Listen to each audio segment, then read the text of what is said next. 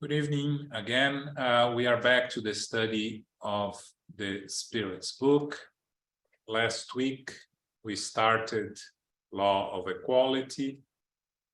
As Elmo pointed very well, it's very interesting that the chapter is called Law of Equality, but what we study really is inequalities that exist in our society, in our life. Remember, this is 1857. Equality was not something that really was widespread in either in law or customs. So it was very advanced to discuss equality at that time. We went through natural equality, saying that we are all equal before God. All human beings are equal before God, regardless of genre, race, beliefs, anything. Then the difference of aptitudes, inequality of aptitudes, that help society to progress as a whole. We have different abilities, different talents. Then social inequality. We went over social inequality. That we live in different types of different societies, different wealthy, different everything. It's not the same for humanity, and that's the advantage that we have to use for us to progress as a group. And I believe we stopped on 806. We did, and we have to start on 807 today. It's still on social inequality. Okay, Philip, go ahead. What should we think of those who abuse the superiority of their social standing to oppress the weak for profit? They deserve to be condemned. Their fate will be miserable because they will in turn be oppressed, and they will be reborn into an existence where they will suffer all that they have caused others to suffer. Yes, so our social position here in the world does not give the right to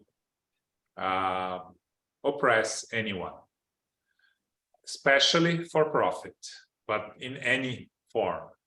Again, at that time, it was something accepted in society and not protected by law. Nowadays, is tolerated in some places, not accepted. It's illegal in most places, but still happens. We are still evolving as a society. We still have a lot of imperfect spirits here on earth, and we have those that still oppress the weak for profit. When we talk about, we discussed slavery in the past. When we talk about slavery, it doesn't exist. It's not legal anywhere, but it's still practiced. You know, there was a recent report here in this country of illegal immigrant children being used in almost slavery-like conditions to work. And this is the United States. So we can only imagine other countries that are even less developed. Yes. They just released something about the wineries in South Brazil, and that I think it's 4 or 5 wineries. Now they are spreading the name of the wineries. They were using almost like slavery work. Kind of, they were like paying. Yeah.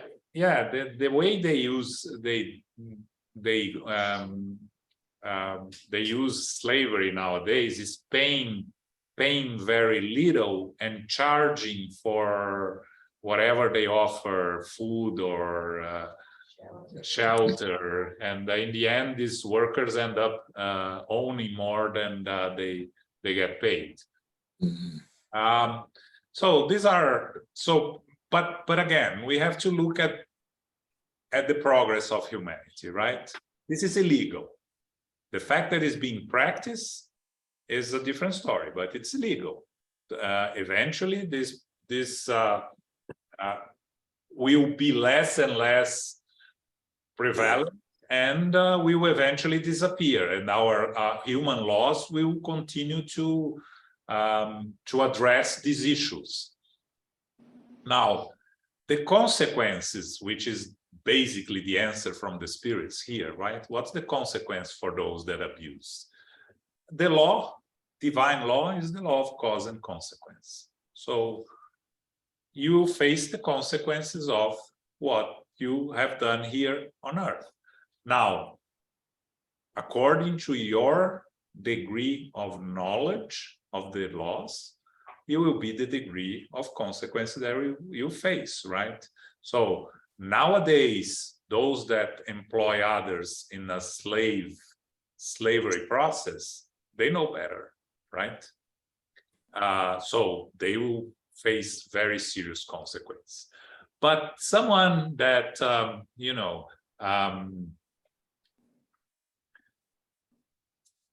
let's talk about India, that have the system of castes, right?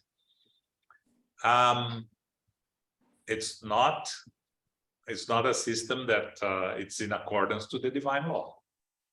But those that use they were raised like that, and most of them or some of them don't know better.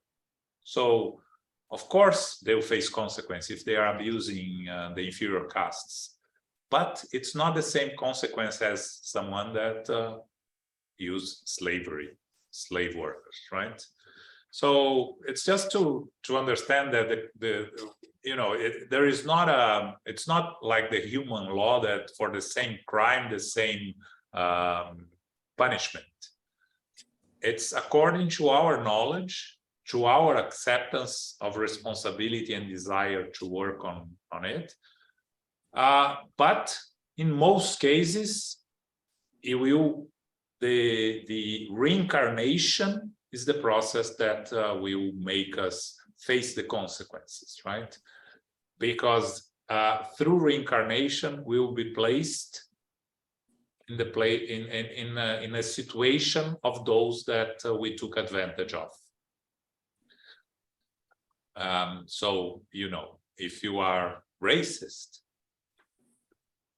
there is a very good chance that you are going to be born exactly in that race that you are persecuting in this incarnation. Again, these are general rules. There are many other avenues for regeneration, recovery, reparations. You can actively work to make your reparations when you are in the spiritual world and alleviate the challenge of your next reincarnation. But there are consequences. There is no way out of consequence, especially nowadays where we have the ability to learn, the ability to access the laws of equality and in the United Nations, right? The United Nations regulations, it says that we are all, everybody's equal, and it's when they open the United Nations, all nations have the same rights and things like that. So we mainly cannot claim ignorance, most of us. Okay. Human laws is the most impunity, unfortunately. There comes someone doing something that not according to the law, there is a punishment. Divine system is structured. You have opportunity just to learn of the values of those laws and why they are good. Because all those divine laws I'm studying here, the very beginning of this book, it states like that God created those laws for the happiness of mankind. And that is the objective, is to everyone to follow those rules so everyone can reach the happiness that is possible to have where we live right now. It's not an absolute happiness yet, because we're far from it. But the relative happiness we can attain if we follow those laws. And the human laws does not prohibit one to be racist. Human laws prohibits us to act on our racism. Yeah. It's different. If I'm a racist, I have to deal with my conscience. I have to deal with those laws. If I act on it, no, I have to deal with human laws. Danny. 808. No, So- Danny has a question. Yeah. So I have been thinking about this process that you just mentioned. The ones who were in the position of being in charge of inequalities, let's say you just said, or enslaving people or doing things that we know that are not correct, reincarnate and then in the reverse position, right? So, and then that's how it's one way of learning. So the groups that are then in the process of going through the slavery or hard work or whatever is going on, not rebel, but protest. Like they realize that's wrong, that they organize, they get together, they try to teach the world or everyone that's wrong doing. So basically they are the ones who push change forward, not the ones who are in charge, right? Of course, yeah. So that's a result of learning their own skin, how it is.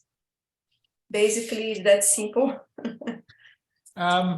Yes, again, we cannot say that everyone that is being that is working, as slaves today are those that abused slavery in the past. You can be there for many reasons, including to help that group to fight abuse and to progress. It could be, it could be a missionary that is there, decides to incarnate there in the middle of this group to help this group free themselves from it. But you have some of those that are there exactly because they abused in the past, so they have the opportunity to face the consequences. Now, one thing that is very important is that the fact that you are born in the other side doesn't mean that you are necessarily going to recognize your errors in the past. You may, you were radical on one side, you continue to be radical on the other side, and you start, becoming angry and aggressive and rebellious against your situation in a non-productive way. We are imperfect spirits. We have opportunities to learn and to progress, but not all of us will take advantage of these opportunities, and some of us will, the same way we were abusing on one side, the lesson will not be good enough for us. We are going to abuse on the other side. So what happened to those then, right? Eventually, they will come, if that carries on for many incarnations, eventually you start having incarnations where you can no longer act on your will, right?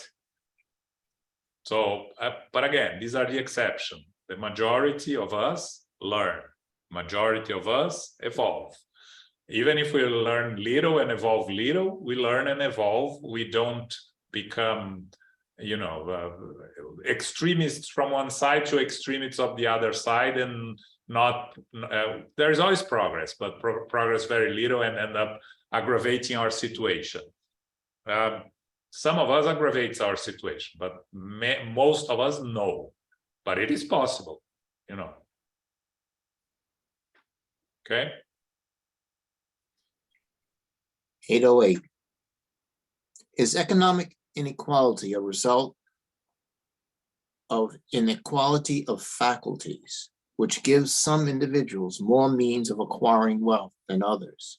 Yes and no. What about fraud and robbery? What do you say about them? Is inherited wealth not the fruit of evil passions? How do you know that? Trace their source and you will see whether it is pure or not. How do you know whether they are earned by plundering or the fruit of an injustice? Regardless of their origin, do you think that pining for wealth, even when honestly acquired, is admirable? This is what God judges, and divine judgment is often more severe than that of human beings. Okay, economic inequality is one thing that we are pretty aware and being reminded every day of our existence, right? Because we see when we step outside our homes, we see the results of economic inequality, right? Both of the rich, the richer than us, the poorer than us. What the Spirit tells us here is that it's a result of the inequality of faculties, yes, but it will be only the result of inequality of faculties if everybody started from the same amount of money and start developing from there.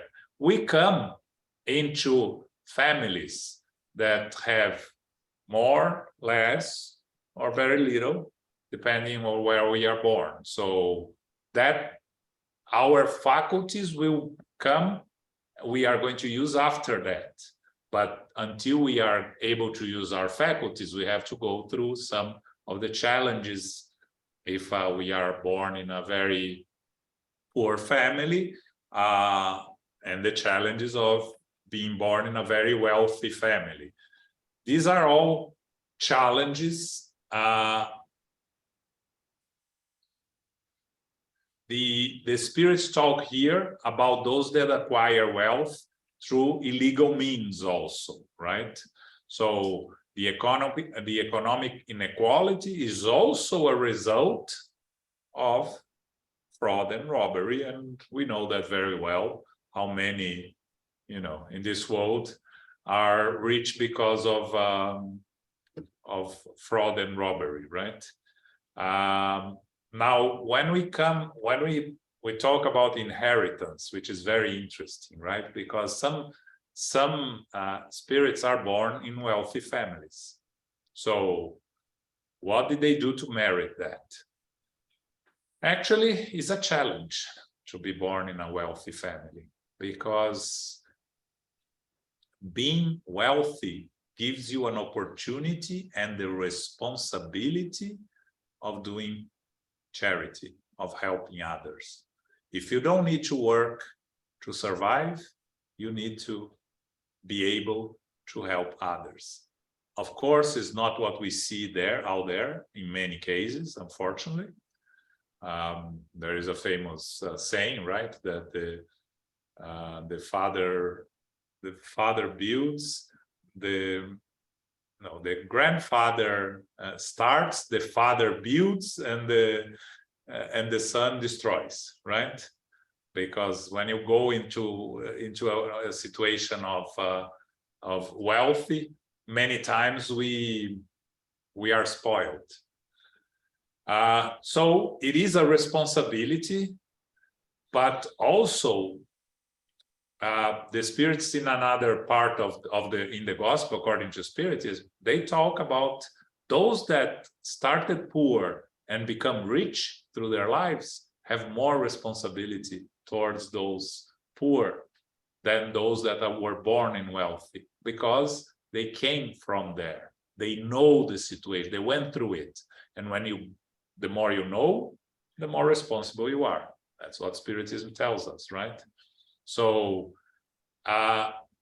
extreme poverty and extreme wealthy there are two very difficult challenges for a spirit to face, because both are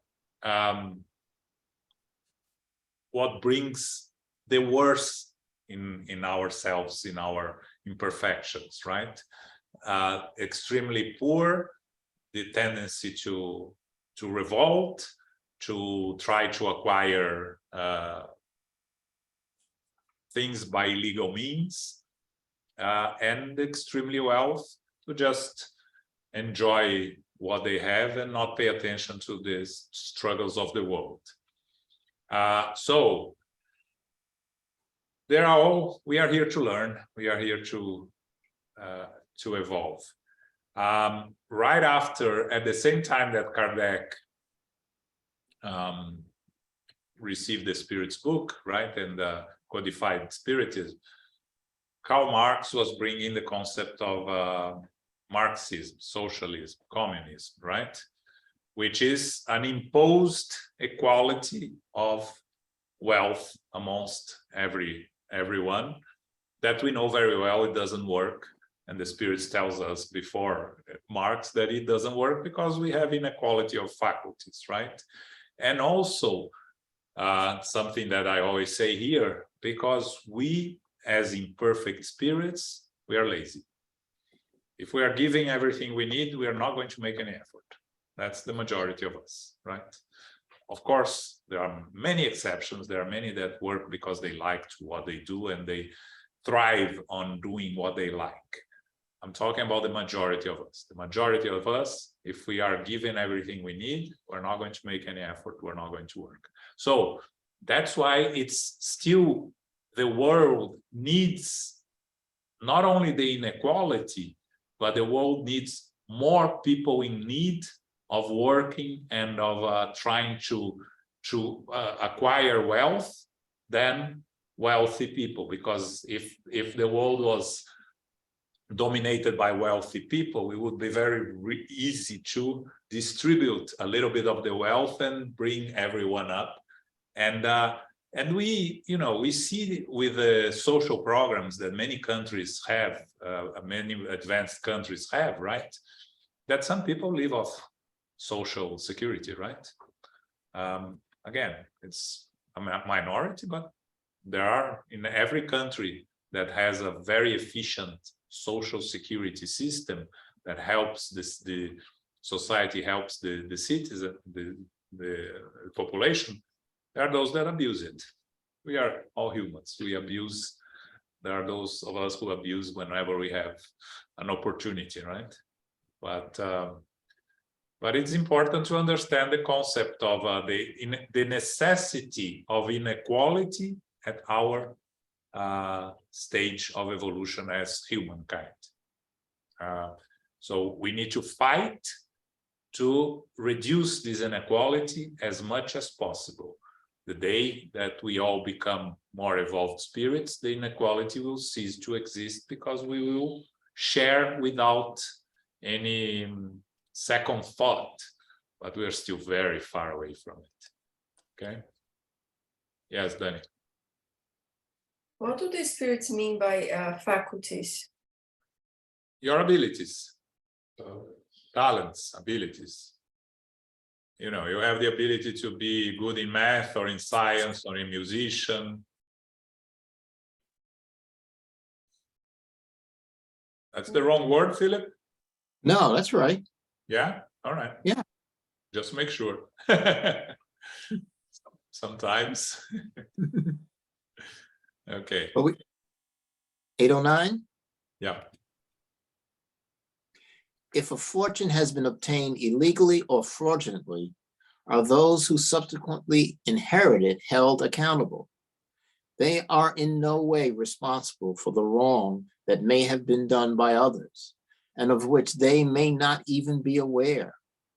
Often, fortune is granted to specific individuals for the sole purpose of giving them the opportunity of making amends for an injustice. If these individuals understand this, good for them.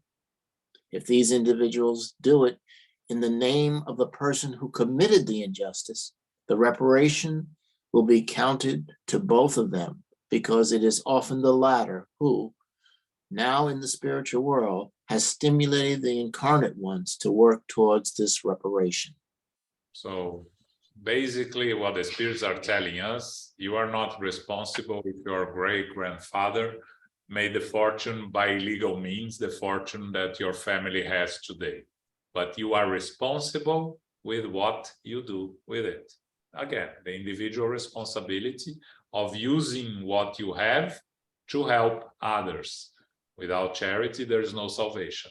That's what Spiritism teaches us. So I cannot be responsible for something that my grandfather or great-grandfather or even parents did. My responsibility is with my own actions and my own decisions and what I can do. If I find out and I feel guilty because of what they did, it's another great opportunity for me to work on reparations in the name of the family. But what we cannot do is be aware of it and hide behind it, pretending that it's, you know, we have nothing to do with it, so I don't have to do anything with it. We have a responsibility to help society progress. And their responsibility includes where we were born and what we are given, the opportunities we are given. We are never born in a wrong family. That doesn't exist. We are born where we are supposed to be born. If we are born in a place that became wealthy because of illegally, our responsibility is to make amends. And there are many different opportunities to make amends. The spirits that cause this many times are in the spiritual world, trying to inspire us to make amends. Sometimes they're still struggling with their own difficulties there, but sometimes they can be around us, and we read some of these in the books of André Luiz, right? On the other side, we read about his grandfather, right? That was still immersed in this desire to accumulate gold, and André Luiz finds him in the lower zones, right? Accumulating mud as if it was gold. So that just to show that there is no guarantee that my grandfather or great-grandfather will be there and close to me, trying to make me do the amends because they feel guilty. It's possible, but there's no guarantee, because our journey is individual, and we may find ourselves in places where we actually cannot come to help those in need here on earth. Okay. Okay. 8:10. Without breaking the law, we can dispose of our assets more or less equitably. Are we accountable for the use we have made of it after we die? Every action bears fruit. The fruit of good deeds is sweet, while that of others is always bitter. Never forget that. Okay. We are imperfect spirits. We are here to learn, to evolve. To take good care of our loved ones is our responsibility here also. They are in our family, they are our loved ones for a reason. So there is nothing wrong in trying to make their life as comfortable as we can. But if we have given them the education, our kids, our children, if we have given them the education that they need to understand their own responsibility, what they are going to do with what we leave for them is on them. Now, if we haven't done our job and we spoiled our children, and then they abuse of what we leave to them, then we are as responsible as they are. We are accountable for that. That's what the spirits are telling us here, right? There's nothing wrong in taking care of our loved ones. On the contrary, it's our responsibility. And if we do the best we can do, we are not responsible for what they do with what we leave to them after we are gone. Okay?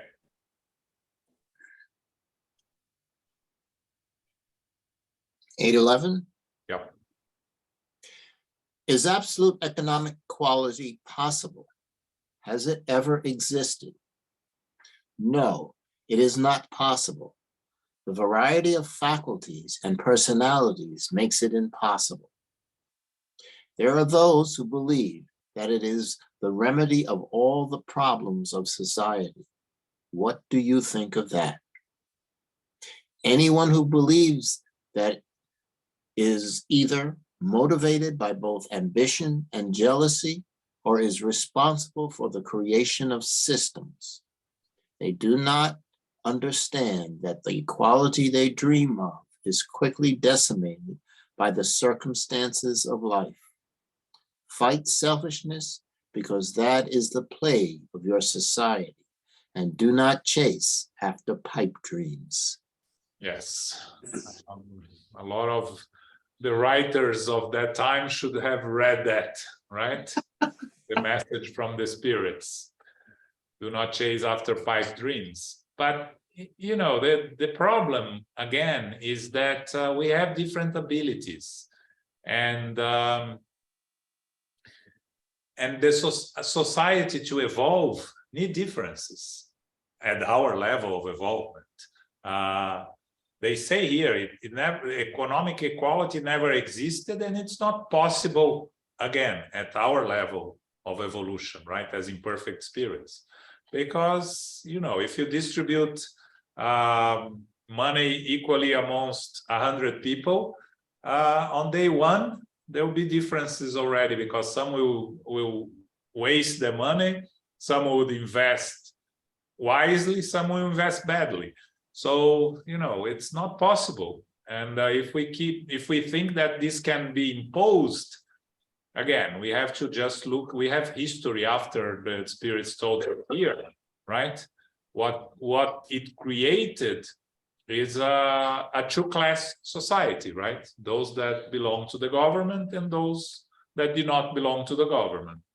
And there was no equality there, right? The best, for those that read the book Animal Farm, it explains very well how it works, right? In the end, there are two, we are all equal, but some are more equal than others. That's what happens when you try to impose economic equality. It cannot be imposed. It has to be fought for. You have to be slowly, we have to get there as we evolve as humankind. But nothing that is the result of imposition works. And we can talk about economic, we cannot talk about religion, we can talk about all the things in life. You cannot impose anything, because you end up creating dissatisfaction, rebellion, and end up creating more problems than the solutions. Okay. Okay, the spirit tells are here on 806, but eventually the only inequality that will persist is the one of merit. So only by that it states that absolute inequality is not going to exist. Because some will merit more than others in the world that we live. Not talking about high spheres that we have no idea what happened with it. But even in the most developed countries with laws more just that provides equal opportunities to everyone, and I think that's the responsibility, to provide equal opportunities to everyone, and then each one use those opportunities. Those who merit, those make better use of those opportunities, will be in better situation than those who chose not to use those opportunities. Yeah, and you were talking about perfect spirits, right? to maintain the individuality, perfect spirits are not going to be equal one to another, right?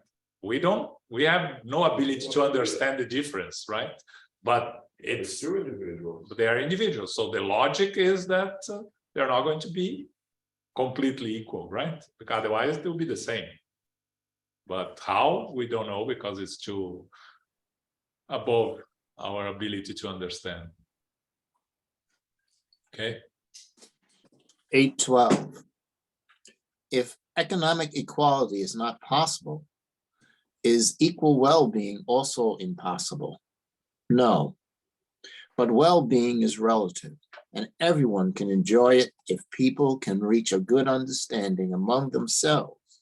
For true well-being entails devoting one's time according to one's inclination and not in work for which one has no liking.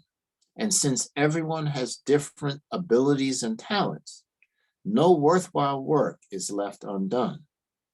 Balance exists in everything, yet humans seem intent to disturb it.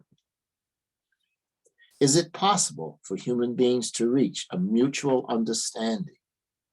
They will arrive at it when they practice the law of justice.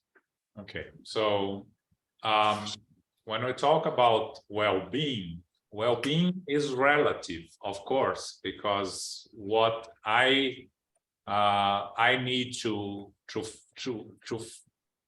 feel happy is different from what Elmo needs, what Luisa needs, and each one have different needs. But it doesn't mean that we cannot all reach the level where we are happy, relatively happy, and comfort in our lives. That's the objective of a society, a developed society.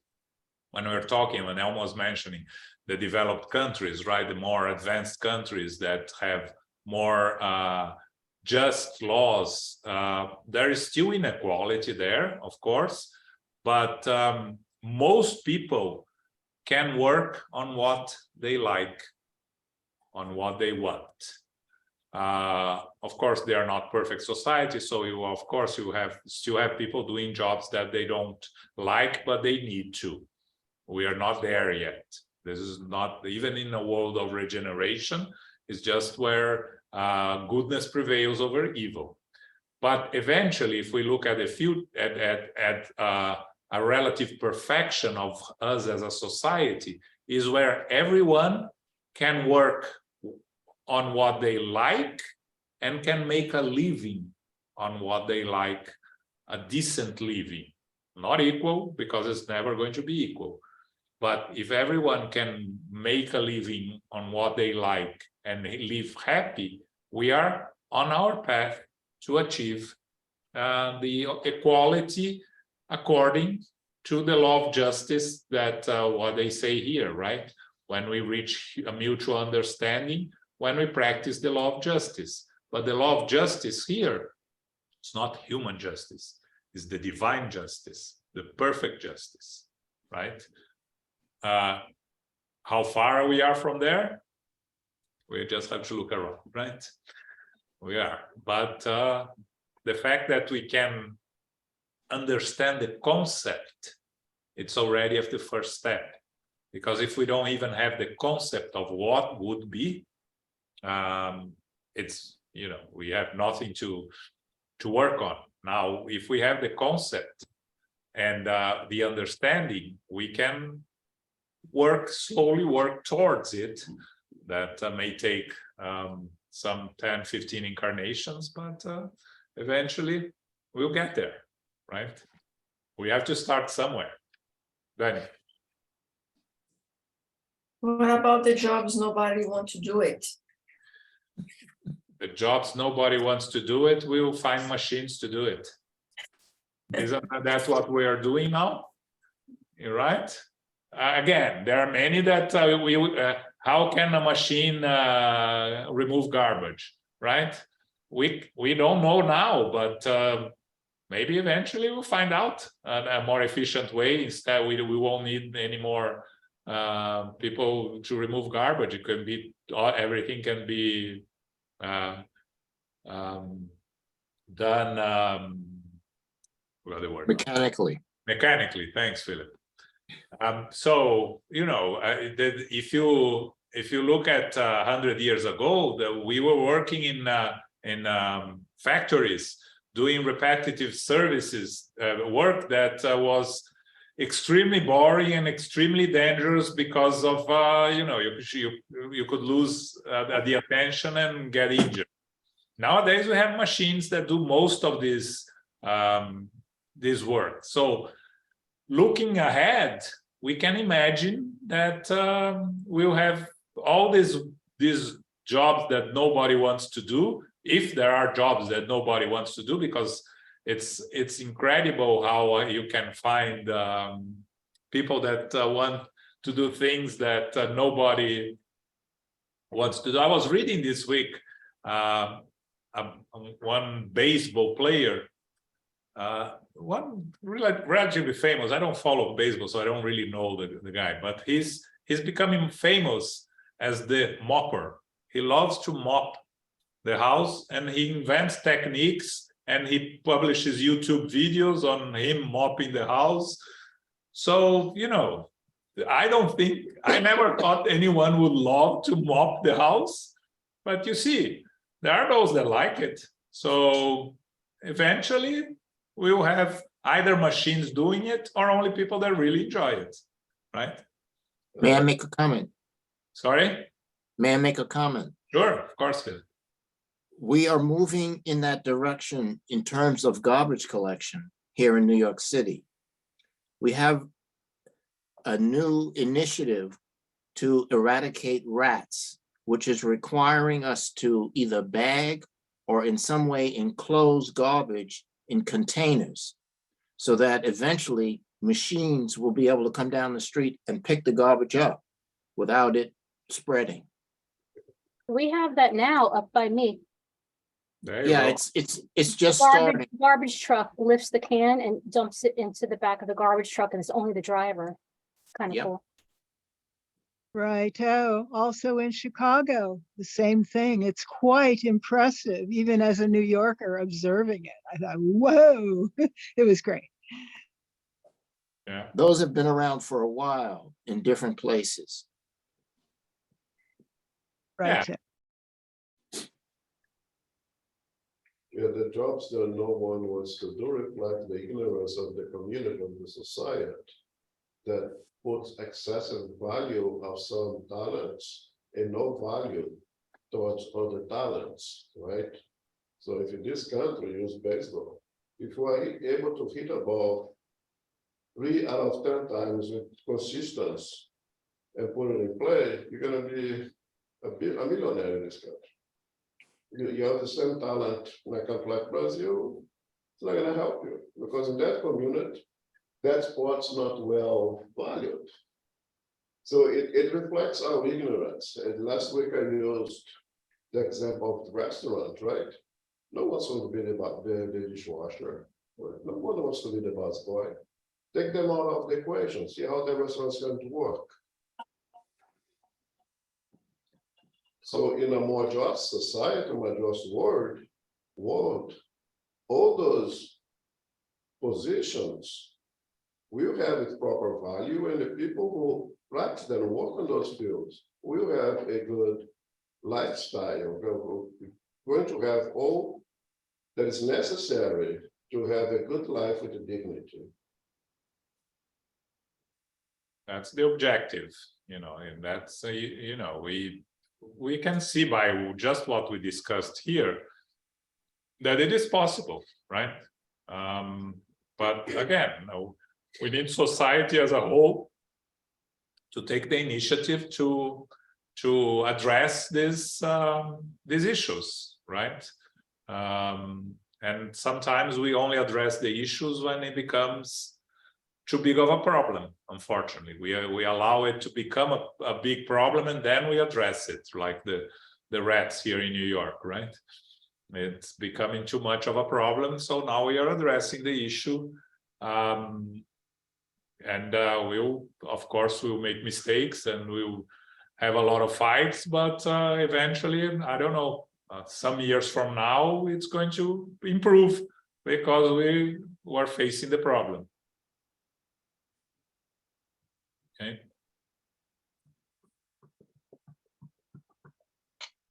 8:13. There are those who fall into poverty and misery through no fault other than their own. Is society responsible in such cases? Yes. We have already said that society is often the primary cause of such failures. Besides, society is responsible for providing the moral education of all its members. Society often warps its judgment through poor education instead of correcting their malicious inclinations. Yes, here it's, and again, we're talking 1857, right? And the spirits are telling us that society is responsible for, we as a society, we are responsible for each member of society. Whenever a member falls into poverty and misery, is the responsibility of society as a whole.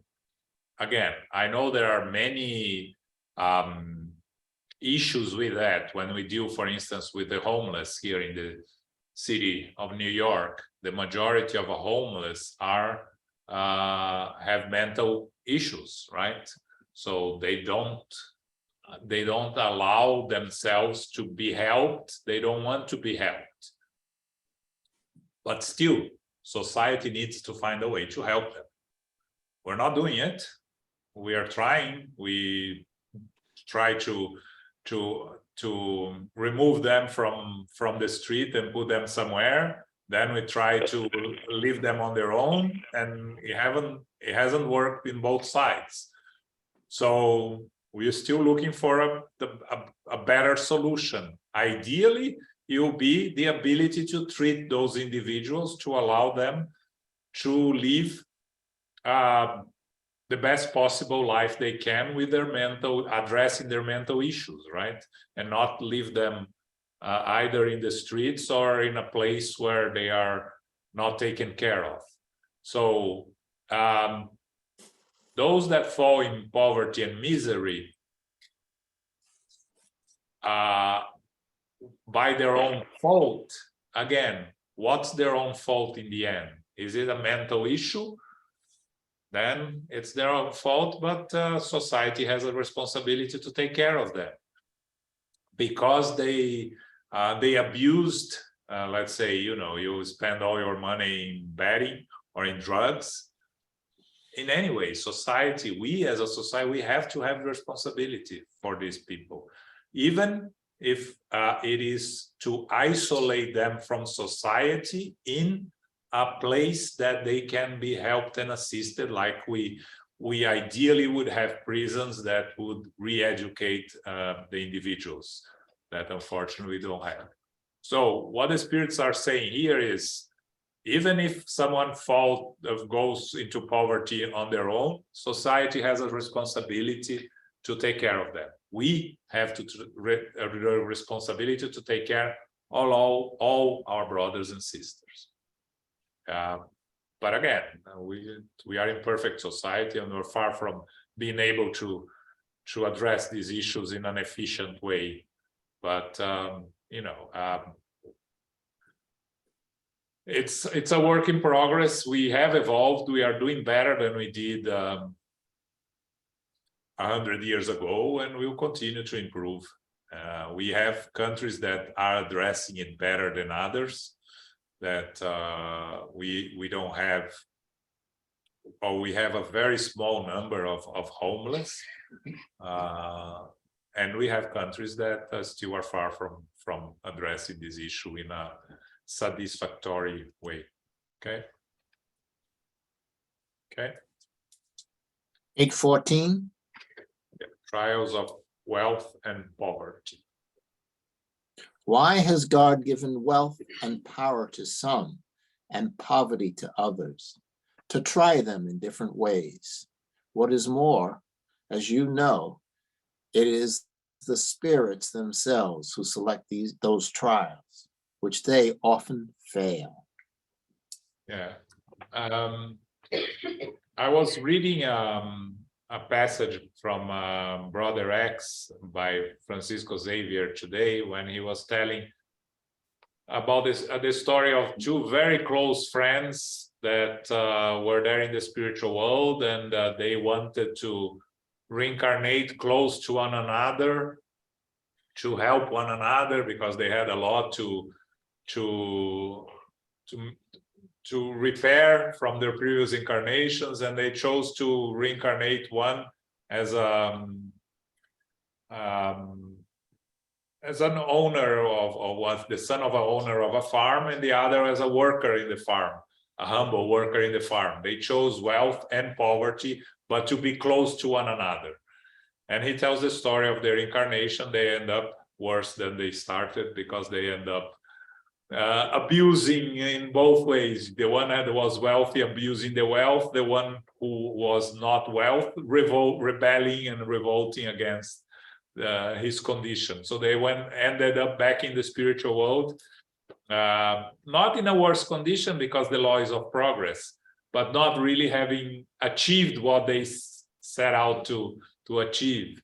So both are trials, both are opportunities to learn, both are, we have to go through poverty and wealth, not necessarily extreme poverty or extreme wealth, because we don't need to go through the extremes necessarily, but we need to go through being poor in the sense that we need to work hard to make a living, and with wealth, enough wealth to be able to take care of those in need and to be tested if we are, to test ourselves in terms of practicing charity.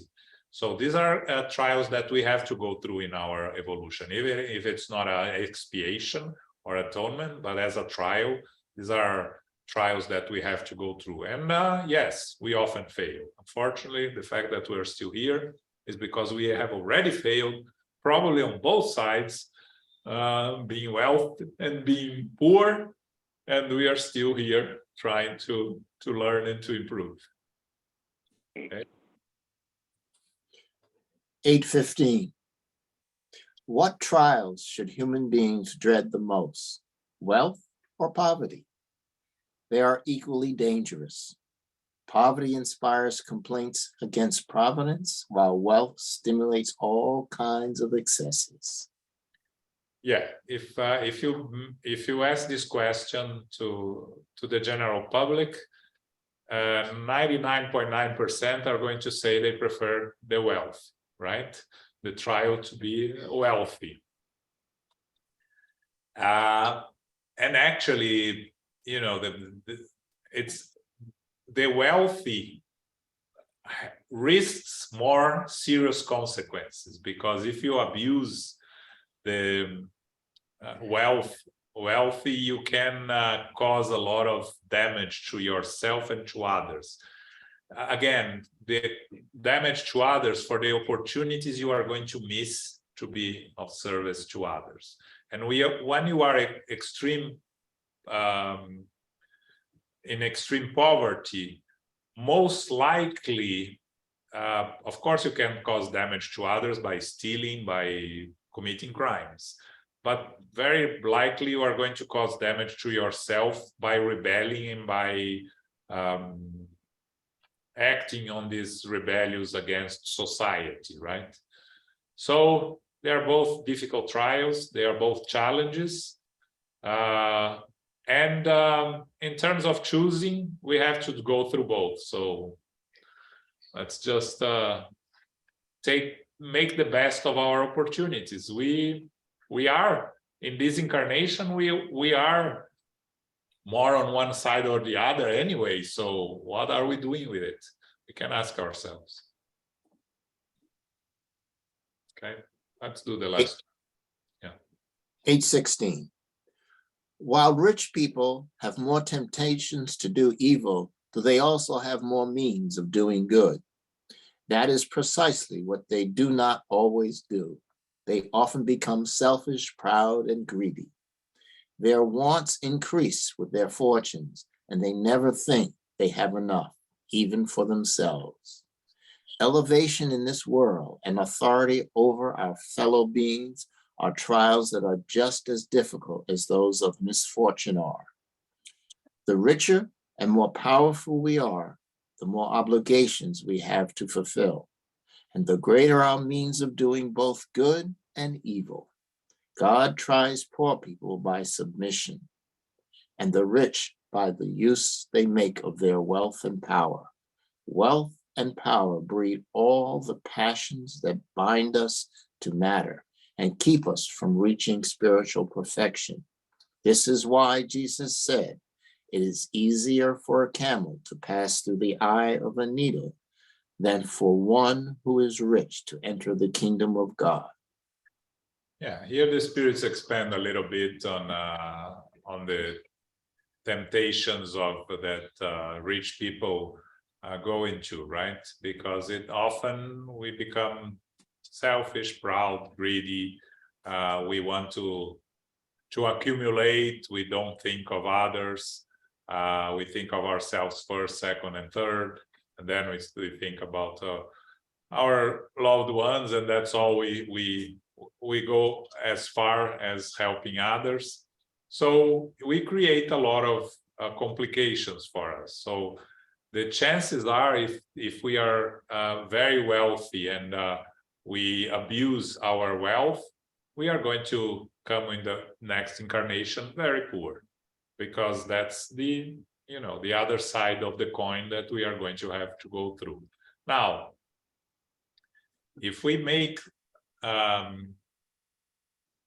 good use of our wealth, in the sense of we do our part, we try, even if we don't try our best, but we try some, we help some, we use it, and again, to help others when you are wealthy is to help others anonymously, because whenever you are putting your name in front of the help you are giving to others, as the spirits say, you are already receiving your reward. There is no reward there back in the spiritual world, because this is just pride, right? So if you are sincerely trying to help, not to the fullest of your abilities, but at least you tried, you are already avoiding some complications on the future, right? The phrase here from Jesus is easier for a camel to pass through an eye of a needle than for one who is rich to enter the kingdom of God. Of course, we have to take into account the translations, right? Camel, eye of the needle, that's not possible. But there is some interpretations that camel, the word camel in Hebrew was the same word for rope. So probably it was rope. Also, there was some mountains there in Israel that were called the needle, and for a camel to pass through the needle was very hard to go through that passage. Then that's maybe what Jesus used in that, right? So we cannot take it literally in that sense, because that would be impossible. A camel cannot pass through the eye of a needle, right? And Jesus is not saying it's impossible, he's saying it's easier. So it's a different interpretation. Okay? Any final questions? For next week, we do equal rights for men and women, which is very appropriate for this month. That is the month of the women, like they needed a month. They have, we need to reach a point where there is no longer a need of that in our society. But if you think that in 1857, women had no right at all, we have come some way. Not even a month yet, right? Yeah. It's progress already. Yeah. A month now. We have and actually I heard today that it used to be a week, right? Some years ago, I don't know, 20, 30 years ago, it was a week. And then they decided that it was more important to be a month. And it initially was the day, right? March 8th, I think is the day. Yeah, so from the day to the month, we're getting there. We have a long way to go, and all women here can attest that, but you know. A lot of progress in that. Yes. Yes. Okay, so this Saturday, what we have, the lecture we have this Saturday is by Naur Fonseca, and he's going to talk about the triple aspect of Spiritism. The Spiritism sees itself by combining scientific, philosophical, and religious aspects. In this lecture, he will examine how these characteristics come together to explain a process tying our mental and physical health. Okay. The series Psychology and Spirituality, every Friday, 6 p.m., a new chapter that you have the opportunity to see the past. I think we have 3 classes already, so you still have time to catch up. This Sunday, we finish the book Liberation. So we started the last chapter last month, and this Sunday we finish it. It's finally the rescue of Gregorio, the leader of the lower zones. For those curious about the next book is Between Heaven and Earth, which is a beautiful book, also very interesting story of that starts with an intercessory prayer, which is a prayer directed to someone that is in no condition of receiving the prayer, so it goes to someone else that can help to answer the prayer. Okay. The book club next week, chapter 2 of part 2. So Emmanuel is becoming a part of the story now, right? Father Basilio is now part of the book. He's Basilio in that book, Hail Christ, and he only shows up in the second part of the book. Carol, can you do our final prayer? Sure. Thank you very much, John. Thank you, Elmo, and thank you, everyone. Thank you, Philip, for reading. Thank you.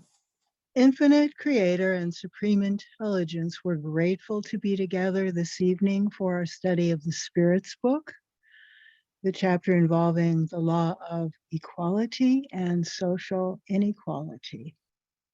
We are still evolving, and we know that social inequality still exists. The natural laws will prevail, and cause and consequence will bring a balance through learning in each reincarnation. Oppressors will suffer in order to progress. Economic inequality is readily observable. Extreme poverty and extreme wealth are both challenging. Our good actions and endeavoring are important to progress. Human happiness and well-being can be reached, relatively speaking. However, society has a responsibility to address the issues of poverty. Many who are wealthy may be helpful and may provide needed assistance to that progress. We give thanks to our spiritual benefactors, the good spirits, and our guides for inspiring us this evening and for guiding us. May we receive the love, light, and peace of Christ within us and for our loved ones as well. We pray for inner peace and world peace, and for all those who are suffering. We know that on the physical plane and on the spiritual plane as well, that healing is needed, our love sent, and our prayers continuously given. We pray for SGNY and all Spiritist centers throughout the world that they may grow, progress, and be protected. As we close, we humbly ask for safety and protection for ourselves as we return to family, friends, loved ones, and coworkers. We are never alone, and we remind ourselves to be beacons of light. Beacons of light, love, peace, and goodwill. May we take this forward with us in our waking and our sleeping hours. We close now and give our prayers for peace. So be it.